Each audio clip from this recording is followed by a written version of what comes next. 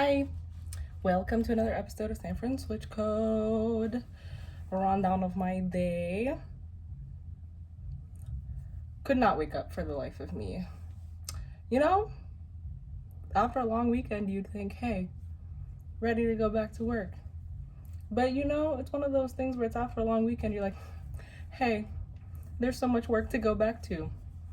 But I got my ass up and I went to WeWork. And I found out, wait, I haven't gotten to the what did I learn about Oakland section of the video yet. Ugh, fine. I was at WeWork, doing work, no meeting Tuesday, so as a product manager, I have a bunch of meetings, so on Tuesdays I try to block it off so I don't get any meetings, and I didn't have any meetings today. I love the smell of focused productivity time. And then I just got home and it's like 8 o'clock. Someone once asked me why my hours are so long, and they're like, oh, like, we can hang out at like this time in the evening. I'm like, no, I'm still gonna be doing work. And they're like, why? Well, I'll tell you why. I work, and then I'm in this program called Color Wave that helps increase leadership of color in startups. Today was the first day, so that was the end of, so my work day happened, then that happened, and then I was editing my book, and now it's 8. And that's why, yes, I'm doing work all the time, but it's not necessarily just my full-time job. There are other works to be done. That's the joy of signing up for too much. Yay! But good news, today I sent out an email to my author community, aka all the people who've supported the book already, and allowed the opportunity for people to be beta readers, aka get early access to the book, read it, give feedback, and then get their feedback incorporated to the book itself. Quite the opportunity, I do say so myself. And I'm gonna do the questions out of order just because I'm so excited to say what I learned about Oakland. What I learned about Oakland, actually this isn't specific to Oakland. So there's Oakland. So Oakland's in Alameda. I don't know if I'm pronouncing that correctly. Alameda? I'm just gonna say Alameda County. And if you look at a map on Oakland, there's like this section called, there's also a section called Alameda, not just Alameda County, like below Oakland on the map. And I found out, I'm Kenyan, if you didn't know. I found out that there is,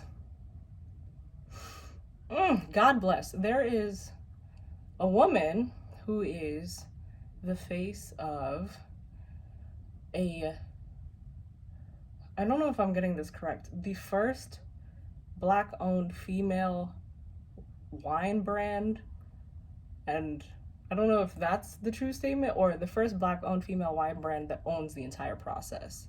So owns the grapes. It's not just like, here's my wine, here's someone else's wine that I put a label on. It's not like drop shipping labeling, branding. She owns the wine, aka the grapes, the process, is involved in the chemical engineering, the chemistry of it, like truly owns the whole wine brand. Anyway, she's Kenyan. She's Kenyan, and the brand is called Karibu by Wachira. And fun fact, Wachira is a Kenyan name.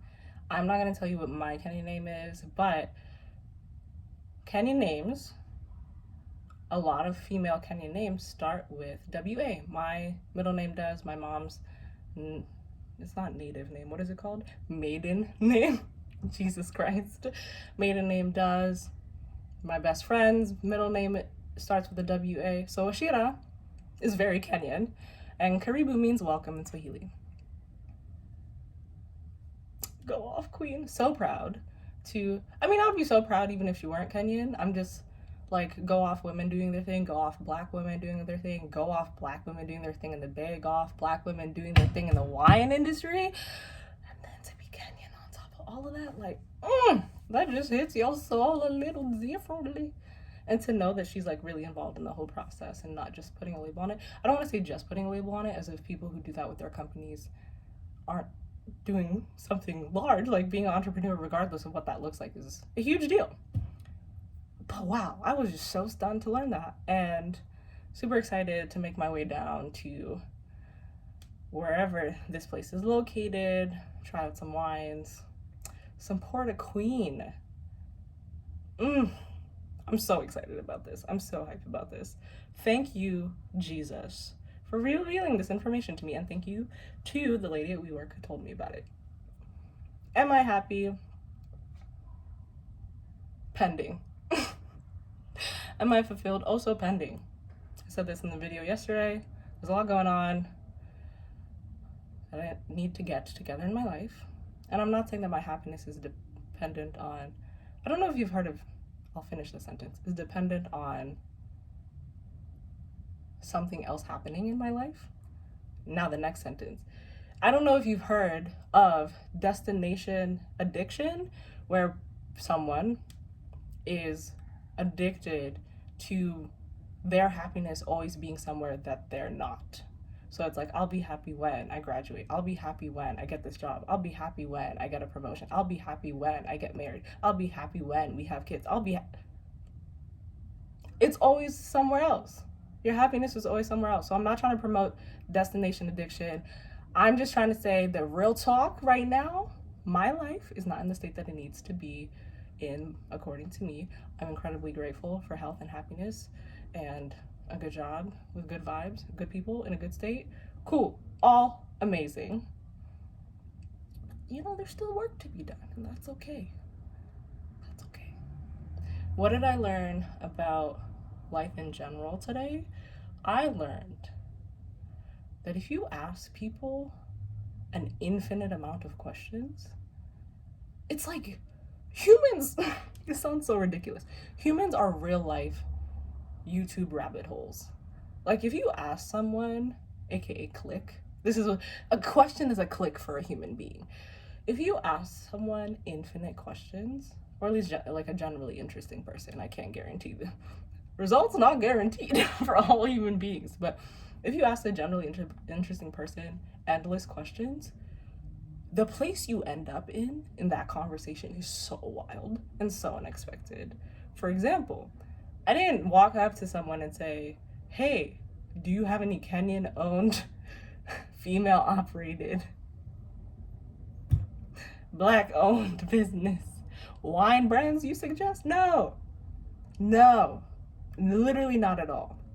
We were talking about 550 other topics before we got to that, all of which were also interesting. And then we got there. And there's no way I could have seen that coming unless you just keep clicking.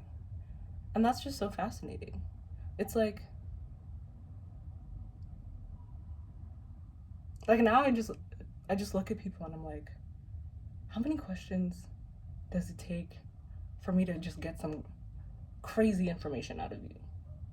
You know, like when, like, is it question number 12 that I find out that you were like in Ibiza and you're actually the person who inspired the Mike Posner song? Like when do we get there, right? I'm not a fan of small talk. I genuinely hate it. I genuinely hate like random fake polite conversation. So like asking real questions is so great because you get to real places with interesting people in a conversation, and that's just so wild to me. And I learned that today. This might sound like a very basic ass revelation to you, like, yeah, Phyllis, people are interesting. If you ask them questions, you'll find out interesting stuff. But I guess I just wasn't asking enough questions before to realize that for myself. So here we are. I'm asking all types of questions. I've been asking people questions all day. There's some idiom wise saying, cliche, that says like it's better to be interested than to be interesting. And today really taught me that. So try out some Karibu by Wachira if you are in the Bay Area. Maybe they deliver elsewhere. And try asking people endless questions and see where it takes you. Bye.